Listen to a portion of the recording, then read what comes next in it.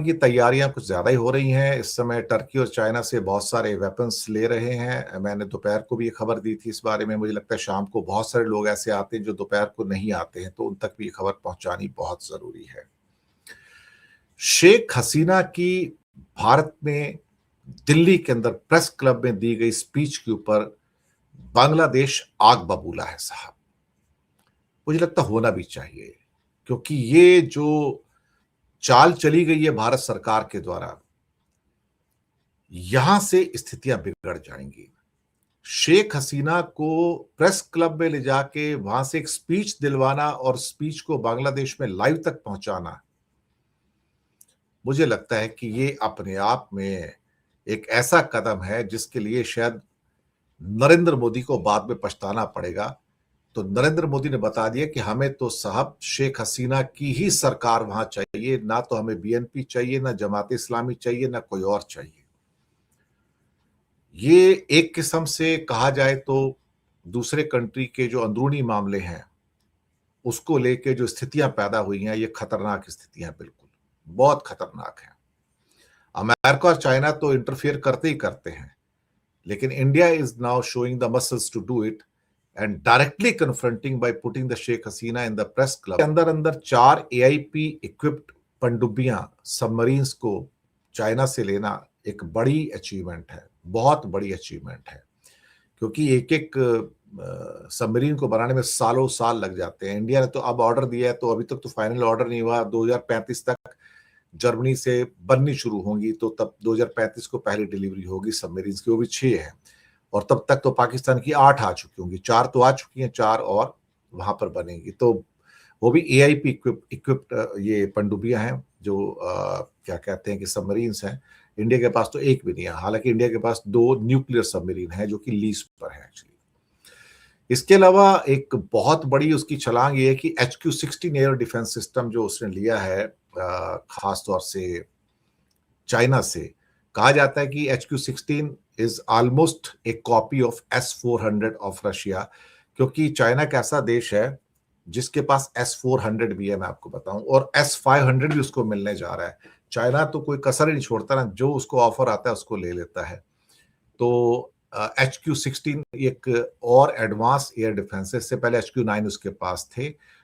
साथ में टर्की से भी यूएवी और कामिकाजे ड्रोन्स लिए हैं। अभी क्या क्या उन्होंने लिया है मैं आपको कुछ चीजें बता देता हूं। कुछ जो एक हिंदुस्तान टाइम्स ने खुलासा किया है इसका, कि उनको कुछ इंफॉर्मेशन मिली है कि इनके जो है 1700 आर्म्ड ड्रोन्स खरीदे हैं, 787 काउंटर अनमैन्ड एयर सिस्टम्स हैं, 1014 कामिकाजे ड्रोन्स, ये सुसाइड ड्रोन्स होते हैं, जहां जाते गिर जाते हैं, खुद भी नाश हो जाते हैं, दूसरे को भी नाश कर देते हैं। 292 मिसाइल्स एंड रॉकेट्स हैं। HQ-16 का एयर डिफेंस सिस्टम्स हैं चाइना से। 27 LY-80N मिसाइल्स हैं। CH-5 मीडियम एल्टीट्यूड UAV हैं। 31 कॉम्बैट एयर सिस्टम्स हैं। ये सारी की सारी परचेजिंग ये लगातार इनकी चाइना और टर्की से हो रही है। और इसके अलावा उन्होंने कुछ हॉवरक्राफ्ट कॉर्वेट वगैरह भी खरीदे हैं कुछ और देशों से। तो ये चाइना और टर्की तो है कुछ और कंट्री भी है जहां से ये चीजें ले रहे हैं एक्चुअली देखा जाए तो।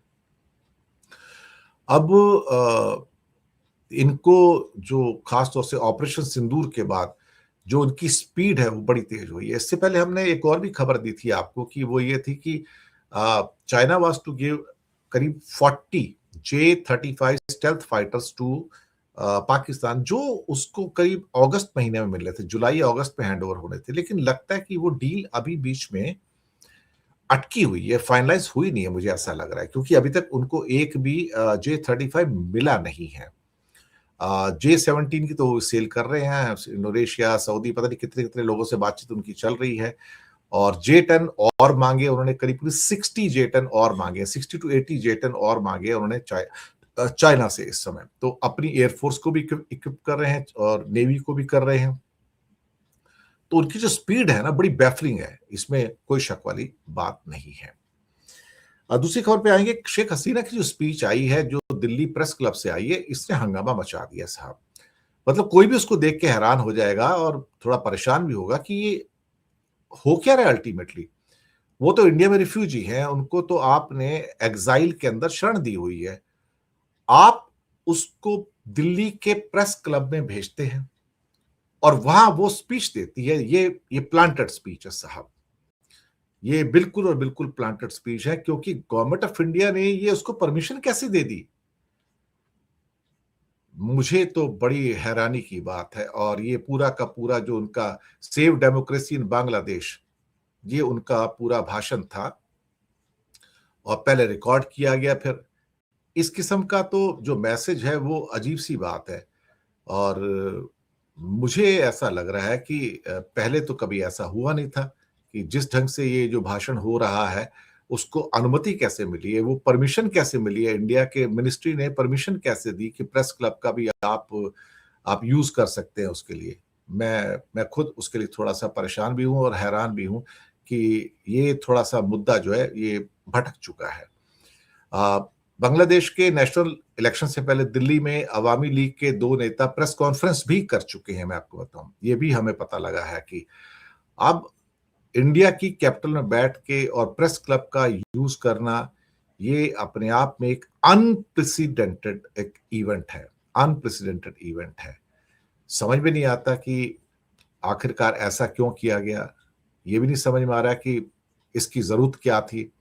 ये तो एक बड़ा प्रोवोकेशन है और बांग्लादेश आग बबूला है इसके ऊपर कि भाई ये आप कर क्या रहे हैं। अल्टीमेटली आप शेख हसीना को यहां पर शरण दिया है एज ए रिफ्यूजी के तौर पर या एग्जाइल्ड लीडर के तौर पर, और फिर वो यहाँ आके पॉलिटिकल आपके प्लेटफॉर्म का इस्तेमाल भी कर रही हैं या आप करने दे रहे हैं उनको प्रोवोक करके। तो फिर वो जो नेबरहुड फर्स्ट पॉलिसी है मोदी जी की, वो कहाँ गई कि आप अपने नेबर के साथ अच्छे संबंध रखोगे? तो इस ढंग से तो ये क्लियर कट एक किस्म से इंटरफेरेंस भी हो गया उनके इंटरनल अफेयर्स के अंदर। मेरी ये बात समझ में नहीं आई। ये पॉलिसी शेख हसीना को अपने पास रखना एक प्रपोजिशन है, लेकिन उनको भाषण को प्रेस क्लब से रिलीज करवाना एक दूसरा प्रपोजिशन है। This is something I have never heard at least in my life time कि इस टाइप की चीजें भी हो सकती हैं। तो ये तो ओपन प्रोवोकेशन हो जाएगा, संबंध इससे और बिगड़ेंगे, इससे बनेंगे तो नहीं, ये तो पक्की बात है। शी जिनपिंग शायद एक तैयारी कर रहे हैं अपनी बेटी के लिए कि वहां पर 2027 में कोई लीडरशिप चेंज होने जा रहा है, तो उनकी जो इकलौती बेटी है शी मिंगजे, उनकी तैयारी की जा रही है पॉलिटिक्स में एंट्री की। उनकी एंट्री अब तक काफी लो प्रोफाइल रही है, लेकिन कुल मिला के देखा जाए तो पिछले कुछ समय के अंदर जिनपिंग साहब ने जिस लेवल का सर्जरी किया है आर्मी के अंदर या बाकी यूनिट्स के अंदर, ऑलमोस्ट 1 लाख से ज्यादा लोगों को निकाल दिया, जेल भेज दिया। और कल तो उन्होंने झांग को, जो कि उनका सीनियर मोस्ट आर्मी का लीडर था, वो उसको भी निकाल के सैक कर दिया कि वो अमेरिका के लिए जासूसी कर रहा था, उसको बाहर कर दिया। तो क्या वो अपनी बेटी शी मिंगेज को पॉलिटिक्स में ला रहे हैं? क्या ये उनके इरादे हैं? ये तो अभी कहना मुश्किल है। 1992 को ये शी मिंगजे पैदा हुई है, यानी कि उनकी उम्र कोई बहुत ज्यादा नहीं है, हार्डली 33 ईयर ओल्ड है। और बीजिंग के अंदर वो पढ़ी हैं, इसके अलावा फ्रेंच लैंग्वेज भी उन्हें आती है।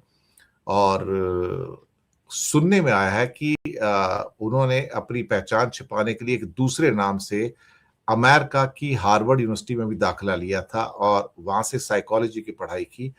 और यानी कि एक किस्म से कहा जाए तो ये भी एक चाइना की जासूसी, या ये कहा जाए तो उसका एक किस्म से पूरा का पूरा नया सिस्टम ही है। लेकिन क्या वास्तव में उनके लिए फील्डिंग सेट की जा रही है? चाइना में क्या हो जाएगा कुछ पता नहीं लगता है। लेकिन हो सकता है शी मिंगजे अभी बहुत यंग है और अभी शायद उस लेवल पे नहीं हो सकता उनको पॉलिटिक्स में इंडक्ट कर रहे हो किसी एक लेवल के ऊपर, और बाद में एक पॉसिबिलिटी हो कि उसको फिर उनको एक टॉप पोस्ट के ऊपर वहां पे ले लिया जाए। तब देखते हैं क्या होता है। अब आते हैं एक और खबर के ऊपर कि मार्च में कनाडा के पीएम मार्क कार्नी इंडिया आ रहे हैं। और इंडिया के साथ जो समझौते हैं कनाडा के बड़े इंपॉर्टेंट हैं, जिसमें यूरेनियम के समझौते हैं, एनर्जी के समझौते हैं, मिनरल्स के समझौते हैं, आर्टिफिशियल इंटेलिजेंस के हैं। और वहाँ से दाल वगैरह भी इंडिया काफ़ी इंपोर्ट करता है। इसके अलावा एनवायरमेंटल जो मशीनरीज हैं वो भी इंडिया काफ़ी इंपोर्ट करता है। इंडिया के जो कनाडा से इंपोर्ट है ना, दो किस्म के इंपोर्ट हैं। एक इंपोर्ट तो हैं जो कि एग्रीकल्चरल इंपोर्ट्स हैं, ठीक है? दालें बहुत आती हैं वहाँ से, कई और चीज़ें भी आती हैं। और दूसरा सबसे बड़ा जो इंपोर्ट है वो है एक प्रिसिशन मशीनरीज़ का और टेक्नोलॉजी का, जो कि एटॉमिक एनर्जी की भी है, एनवायरनमेंट की भी है, कई और चीज़ों की है। अ, वैसे बहुत कम लोगों को पता होगा कि जब मार्क कार्नी से पहले ट्रूडो वहाँ के प्राइम मिनिस्टर थे और इंडिया के और कनाडा के जो रिलेशन थे बहुत खराब हो गए थे। हालात बहुत खराब हो गए थे, लेकिन उसके बावजूद भी बहुत कम लोगों को शायद याद होगा कि इंडिया और कनाडा के जो बिज़नेस रिलेशन थे, जो इम्पोर्ट-एक्सपोर्ट थे, वो वैसे ही चल रहे थे। हालाँकि एम्बेसी के लोग भी कम कर दिए गए थे, लोग निकाल दिए गए थे, एम्बेसडर को भी निकाल दिया था, लेकिन बिज़नेस वैसे ही चल रहा था, उसमें कमी नहीं आई थी। बल्कि वहाँ पर जो इंडियंस को जो वीज़ा दिया जाता था, उसकी संख्या भी बढ़ गई थी।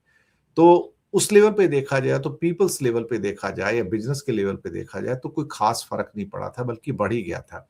कार्नी के बाद रिश्ते मज़बूत हुए हैं और एम्बेसडर्स भी वापस आ गए हैं, कनाडा का स्टाफ भी वापस आ गया है, उनकी कॉन्सुलेट भी खुल गए हैं। वहाँ पे अब वीज़ा वगैरह भी दिए जा रहे हैं थोड़े बहुत इंडियंस को, उतने नहीं जितने पहले थे, उसमें कमी आई है। दुनिया भर में कमी आई है, ऐसी बात नहीं है। इवन ऑस्ट्रेलिया के अंदर भी कमी आ रही है, न्यूज़ीलैंड में कमी आ रही है, यूरोप में कमी आ रही है। इंडियंस को लेके बहुत सारे जो संशय हैं, जो क्वेश्चन्स हैं, वो लोगों के माइंड में कि आप कितने इंडियंस को वहाँ पर नौकरियों के लिए अलाउ करेंगे अल्टीमेटली। तो ये सारी चीज़ें जो हैं वो इस समय हमारे हमारे सामने हैं। और एक लास्ट की खबर ये है कि ईरान के ऊपर नज़र थोड़ी-सी लगता है 2-3 दिन से लोगों की हट गई है। और यही एक मौका होता है जब अमेरिका जो है ना, उसका फ़ायदा उठाता है।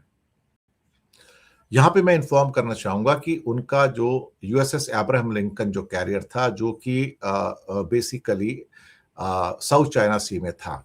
उसको ऑर्डर मिला था कि तुम गल्फ में चले जाओ वहाँ पर, क्योंकि चाइना अपना ईरान के साथ फाइट हो सकती है।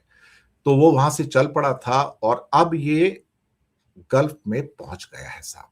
अब बिल्कुल ईरान के करीब है इस टाइम और अमेरिकन सेंट्रल कमांड जो है, ये उस जगह पे पहुँच गया है और सुनने में आया कि आयतुल्लाह खamenei किसी अंडरग्राउंड बंकर में गए हैं। और पिछले 2-3 दिन से आपने देखा होगा कि एक्टिविटीज़ हैं, फ्लाइट्स जो हैं गल्फ की बंद हो गई हैं, बैन हो गई हैं या रिस्ट्रिक्ट कर दी गई हैं। ईरान के अंदर नोटम जारी कर दिया गया है। नोटम क्या मतलब होता है? नोटम का मतलब होता है नोटिस टू एयरमैन, यानी कि कोई भी हमारे ईरान के एयर स्पेस में फ्लाइट ना उड़े, खतरा हो सकता है।